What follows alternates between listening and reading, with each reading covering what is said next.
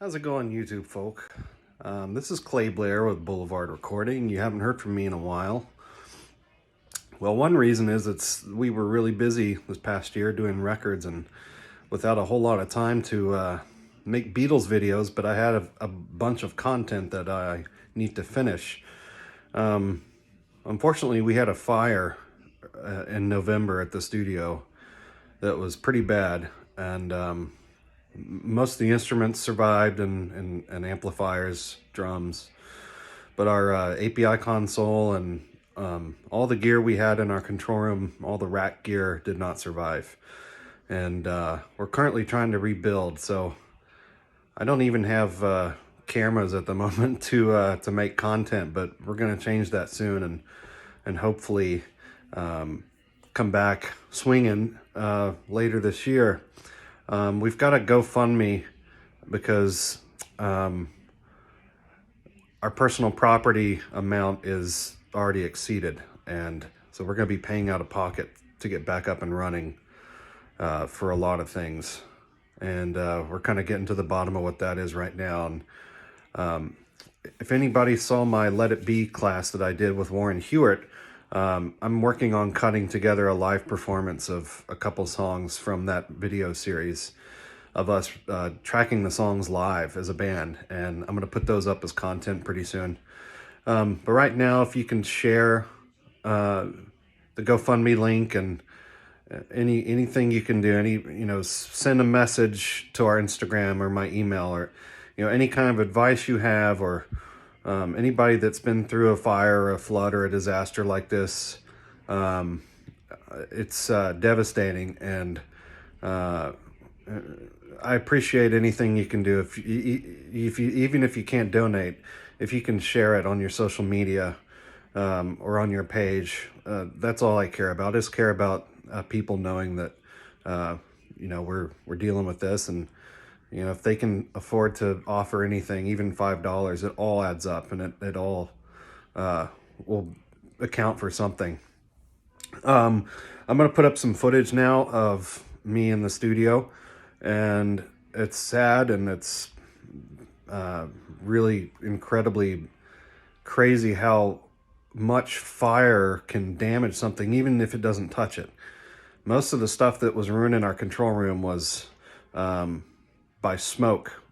Some of it was hit with heat, but the control room, the fire was in our lounge. The control room itself, the fire came through the door, and it was the heat and the smoke, the hot smoke, that gets caked into things like the console and wiring and just you name it. And it's so hard to get out. Like, we had alcohol and all kinds of, we had some solvents to try to get this stuff off, and it was very challenging to get off of things that even weren't in the control room, like guitar pedals even, which are in the next room over.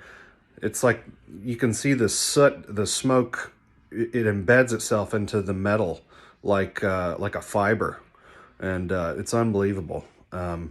Luckily, all the instruments were in the live room, and the soot that the instruments experienced was wipe off. But everything smells like a fireplace. So, if I tried to sell a guitar tomorrow,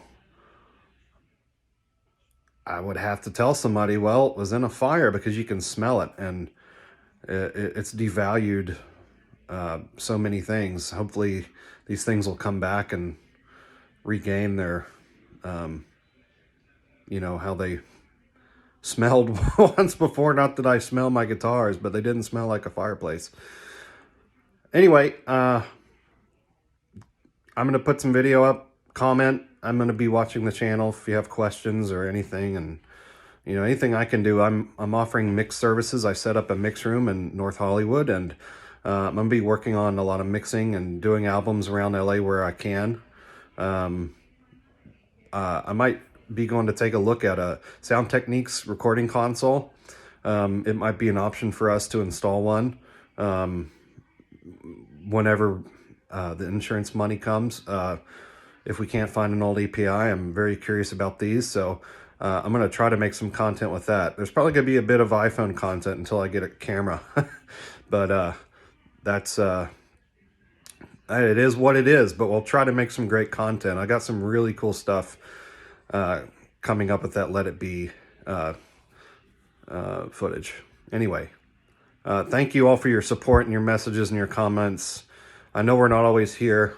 You know, it's just me. I do everything. So if I'm engineering a record or mixing a record or both, and I got a family at home too, so you know, I don't always have time to make a lot of content. I have to plan it out, and so I'm gonna try harder this year once we get back up and running to keep making good content for you guys. I got lots of ideas.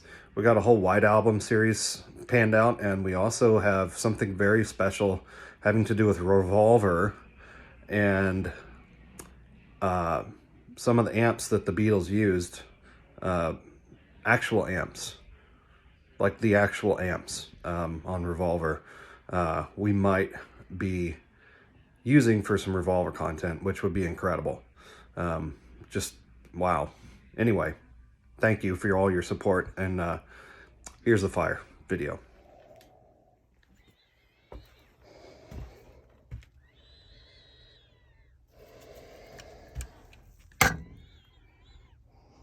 Something melted on the LA3As. The Pultecs look like they survived. All this stuff, corrosive stuff melted. Stuff melted all over the console. Soot. All the speakers melted drivers. The mains are fried. All the soffits. This whole room has to be redone. Even the patch cables didn't survive. Unbelievable. And you know there's no way a patch bay is going to survive all that soot. So we'll need patch bays. Really fun. Trying to get these LA2As out of here, see if they're salvageable. You see all this soot, it's so corrosive. And it can mix with chemicals, like with plastic, and become acidic. And over time it can corrode a lot of your electronics. So it's a gamble to, you know, try and fix these things, but I'm going to try to, because I've been collecting this stuff and buying this stuff for a little less than 20 years. And I definitely don't want to buy an LA2A right now. They're about $12,000. There's one in New York some guy's trying to get $20,000 for. But if anybody has a stay level meter, I sure need one. That guy did not survive shit. You can see all these tiny little specks. All that stuff doesn't come off. See this black stuff? A lot of it is just ingrained into the metal. It takes a lot of effort to get it out. So if you can imagine all the little electronic contacts and switch contacts and everything that's on the ground bar on this thing, I mean, it has to be cleaned. There's capacitors down here that look like they've popped. I don't know if that's directly from the fire, but I would think it would be, because it's on this side, which is where the fire came through this door, went up into the ceiling. So it came through kind of like this. It wasn't in here, because you can see it's not on the ground. It came in here and it went up, and you know, when they got here, this was on fire. This was on fire, and the heat from that got all of this, all the speakers, got to the tape machine, got all these meters, and then the fire department decided it would be a good idea to spray the tape machine because they saw an ember. Couldn't use a fire extinguisher, so that transport is probably full of water and unsavable. So it's dire. So to the live room, I do have some lights, but I don't like to turn on too much stuff because the electrical panel is tripping everything during the fire. This room got some smoke damage. You can see all that. Not too bad. I mean, a lot of this stuff's gonna have to be cleaned. Bad news about the live room is they told me that all these tiles have to be replaced now. So we'll have a new ceiling. They still make these tiles. Armstrong studio tiles, they're 1/2 inch 1x1 tiles.